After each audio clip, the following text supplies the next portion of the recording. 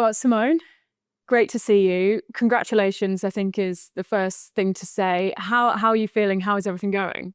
Yeah, no, feel really good. Everything's been going really well so far, so couldn't have wished, for a better sort of first couple of months. I've been really fortunate and not had sickness or any of those sorts of things and able to still train in some capacity, so it's been really nice. That is the best news. I think the sickness is what everyone wants to avoid, right?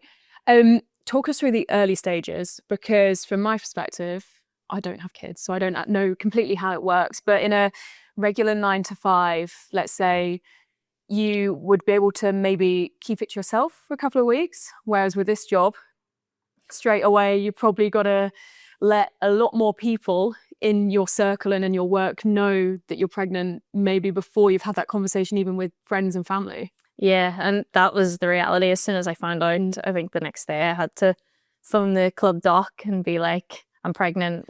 Who do we tell? What do we do sort of from here? And you're right. I think if I'm in, a normal sort of office job, I keep that to myself for quite some time. But obviously in this industry, I couldn't train properly in contact or play games. So I had to stop sort of immediately. So it was interesting. I think between myself, the doctor, physio and Amy, no one else knew for a good couple of weeks, which was another challenge in itself. Talk us through that, because you're obviously expected maybe by those around you, obviously not the names that you've mentioned, but by your teammates and maybe the other physios, those involved in the setup, to still be training as normal, but we know that that's not possible. How did you cope with that disconnect? Yeah, I think obviously I played the first 2 games of the season, and I think after the Bristol game, I took a bit of a knock in that game. Yeah. So I was a little bit sore going into the second game. So I just kind of played on that a little bit in terms of with a little bit of a niggle. And I remember when I spoke to the doc and the physio, I was like, well, what's the story? We need to buy. I think it was like 6.5 weeks was the length of time I wanted to buy before kind of got to the 12-week point, and then I would naturally tell everybody. So we just had to play on the fact that I had this hip niggle, and it would kind of like, make no one else suspicious. They would buy the story. And I think I done quite well because the girls, I mean, some of them think that they worked it out. But the large majority, I was coming up with a great story, and, when I was going to be back out in the pitch, and I come up with this timeline until then I could eventually tell them the reason why I wasn't training with them. And that moment, team meeting, the announcement, was it a weight lifted almost? Yeah, keeping it from the team was one of the hardest things I've ever had to do. I'm not a good liar at all. So for me, it was almost eating me up in a way, because I was having to lie to the girls or like just not tell them the full truth in a way. And then obviously naturally the environment in the changing room, everyone's asking what's going on with the injury, when are you going to be back, and why aren't you training with us? So I was getting that every single day. And so I brought a few girls into the conversation to help me out with that earlier. So Martha, Bex and Quinny, they knew in the team. So they were like kind of safeguarding the secret with me and helping to deflect any questions that, if people were asking when are you back or whatever. So that really helped me. And it also gave me like a few people that I could speak to, which naturally was just really nice for me. Because it was like the longest 6.5 weeks ever. So yeah, when it got to the time where I could actually tell the team, it was just such a relief. And then I could just talk about it with everyone. It was just really nice. Because you've obviously had to tell Birmingham as well. And then I suppose conversations with the national team? Yeah, so they kind of happened very close together. We had an international window coming up. So obviously had to let the manager know there as well that I wouldn't be available for selection. Which, everyone's been so lovely and really supportive naturally. So couldn't have wished for better there. But yeah, so I had to obviously let both of them know. Very close together, and then obviously with that comes a lot of noise about not being available for selection, and then obviously having to paint the same story with a hip injury, and then that goes in the media, and there's just a lot that kind of comes with it. And I remember even going to some of the games in that in-between phase, and fans asking when you're back, and then that became really difficult too. So I was just trying to avoid as many people as possible for a couple of weeks. Like, why are you not responding to our messages? Like, get straight off social media. And then just obviously at the end of games and stuff, like I would always go over to the fans, and then I found that really hard because they were all naturally looking to know when I was going to be back. So it was new territory to try and have to navigate, but I'm just glad to be out the other side of it now. And of course, those fans delighted to hear your news, and the response you've had has been really, really lovely. Yeah, honestly, the response when I put, everything out as well personally was just fantastic. I think for me, it's my most liked ever post, and the response, I think my WhatsApp and everything shut down that night. It was just crazy. But yeah, it was just really nice, really special, and I feel so loved and supported by everyone. So yeah, I couldn't wish for better. And you need that love and support, because as an athlete who's been in the game for a long time, I suppose this is quite a challenging transition, if not just physically, but mentally as well. Yeah, it's certainly, nothing I've ever tried to navigate before, because if you're out, I've had long-term injuries and been out, I've done my ACL, so was out for 9 months, the same sort of timeline, but it's very, very different. I think for me, the good thing is that it's for such a happy reason. So mentally that helps a lot, and I'm really excited, and it's a new opportunity for me to train. Like I can train hopefully as much of this pregnancy as possible. So, I'm still out on the grass at the minute, able to get touches on the ball, and as and when I can, I'm in and around the girls doing warm up or anything non-contact that I can. So mentally, like things like that really, really help. And obviously what I'm doing it for is such a special reason that, it's just really happy and really special. How important is it to keep that connection with the team? Yeah, it's so important. I think I'm trying to utilize my previous experience of being out for such a long period of time. So I know how important it is to, still attend meetings and come in and make sure I'm having breakfast and lunch with the team.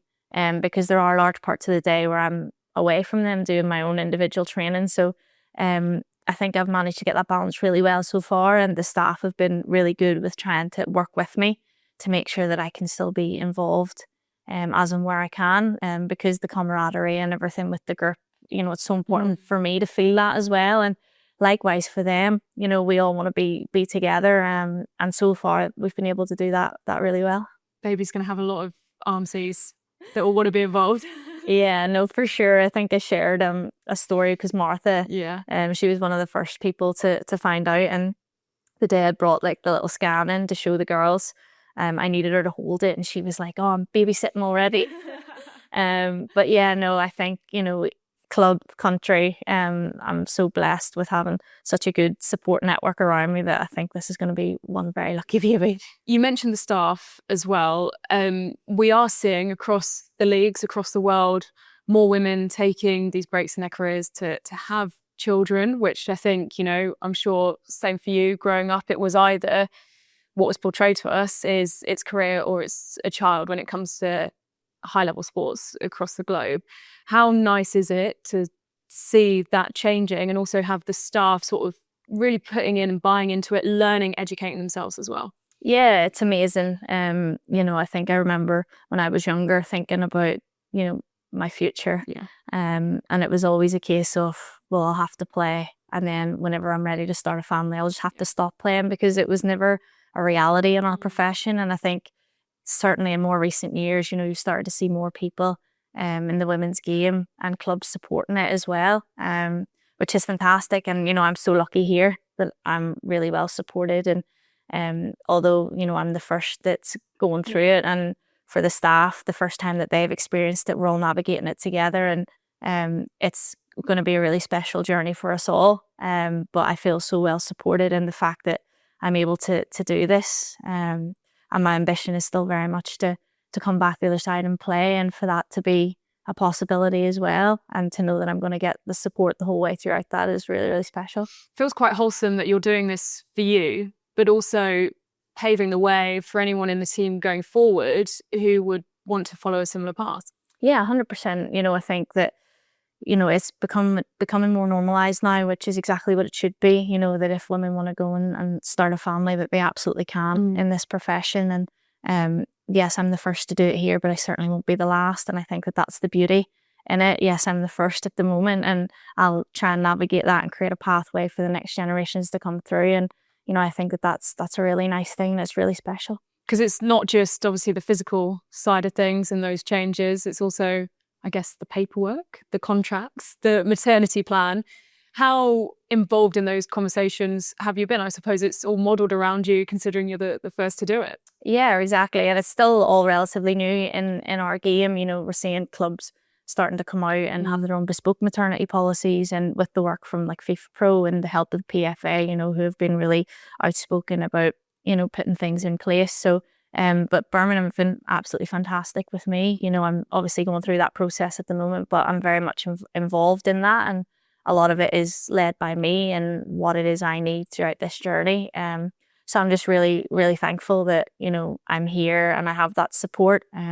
You know, other people might not be as fortunate at the moment that they would have the support that I do here. So yeah, I'm just really thankful that, you know, Birmingham want to work with me in this capacity, and, you know, we'll navigate it. And then once obviously I've had my experience, then there'll be something in place for the next person. Particularly in a club that is currently in the WSL2, it really shows the changing of the tide coming through the women's game at the minute.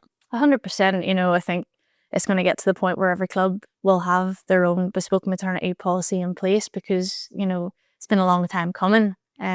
But thankfully we're in a position now where this is where the conversation is lying, and, you know, it'll still take some time. I know these things don't happen overnight, but it's through people like myself who are going through it and paving that way and trailblazing the way that it'll become more normalized, and then these things are put in place so that, you know, when kids are growing up now, by the time they get to professional football, it's just the norm and they don't need to fight for anything, and it's already in place. I love the smile on your face when you say trailblazing. There will be moments where it's not a smile, it's a grimace. There's hard work in the gym. What have you noticed physically with yourself that has changed up to this point?